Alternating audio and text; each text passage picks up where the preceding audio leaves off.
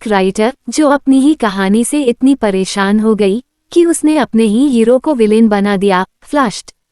और फिर जो हुआ वो किसी डरावने सपने से कम नहीं था। ये कहानी है कियाओ शाओकी की, एक ऐसी वेब नॉवेलिस्ट जिसे दुनिया जानती ही नहीं, ना उसका चेहरा ना उसकी पहचान। वो अपनी कहानियों के पीछे छुपी रहती है, जैसे कोई साया जो सिर्फ लिखता है पर दिखता नहीं। लेकिन एक दिन उसकी लाइफ में सब कुछ उल्टा पड़ गया। उसकी नॉवेल जो वो इतनी मेहनत से लिख रही थी वो कैंसल होने वाली थी। रीडर्स कम हो रहे थे और पब्लिशर्स ने भी उसे रिजेक्ट कर दिया। गुस्से में, फ्रस्ट्रेशन में उसने एक ऐसा डिसीजन लिया जो सब कुछ बदल देगा। उसने डिसाइड किया कि अपने हीरो को विलेन बना देगी, स्माइल विद हॉर्न्स। वो हीरो जो एक केयरिंग और इमोशनल प्रिंस था जिसे सब प्यार करते थे, एक राजकुमार जो बाहर से स्ट्रॉन्ग लेकिन अंदर से टूट चुका था। उसकी आंखों में दर्द था लेकिन दिल अभी भी सॉफ्ट था। वो सिर्फ एक नॉर्मल लाइफ चाहता था, पर उसकी किस्मत में कुछ और ही लिखा था। राइटर के एक डिसीजन ने उसकी पूरी पर्सनैलिटी बदल दी। एक प्यारा प्रिंस अब बन गया एक कोल्ड ब्लडेड एम्परर। उसकी आंखों में अब प्यार नहीं, सिर्फ गुस्सा और अंधेरा था। उसके हाथों पे खून लग चुका था और उसका दिल अब पत्थर बन चुका था।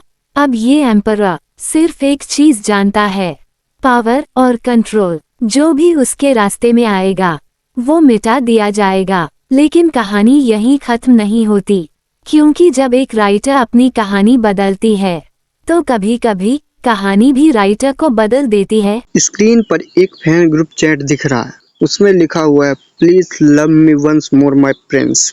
फैंस गुस्से में कमेंट कर रहे हैं, तुमने मेन लीड के साथ ऐसा कैसे कर दिया? ऑथर तुम बर्बाद हो जाओ, तुम्हारी नाक कट जाए, तुम्हारे हाथ कट जाए, तुम्हारी पेंसिल आज के बाद कभी न चले। लड़की शौक में है, इतने सारे फैंस कहाँ से अचानक आ गए? मतलब उसने हीरो को विलेन बनाया। अब फैंस उससे बिल्कुल भी खुश नहीं है, उसके खिलाफ हो गए हैं। लड़की का फोन अचानक से अजीब तरह से बिहेव करने लगता है। वो डर के कहती है, ये क्या हो रहा है? क्या मेरा फोन खराब हो गया? फिर एकदम से चिल्लाती है, आ!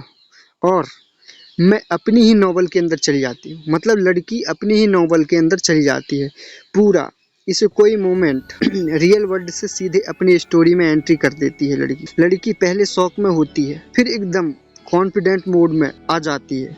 वो कहती है, ठीक है, मैं अपनी किस्मत एक्सेप्ट करती हूँ, मेरे पास कोड और फॉर्चून है, मतलब एक लक, पावर, जो कि एक चीट कोड है।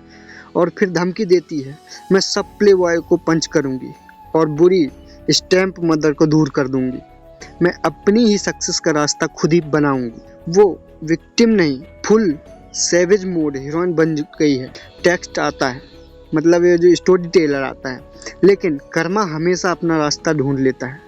लड़की शौक में, क्या मैं नोवेल का एक बेकार साइड कैरेक्टर बन के रह गई हूँ जो कि एक कैनल फोल्डर की तरह है?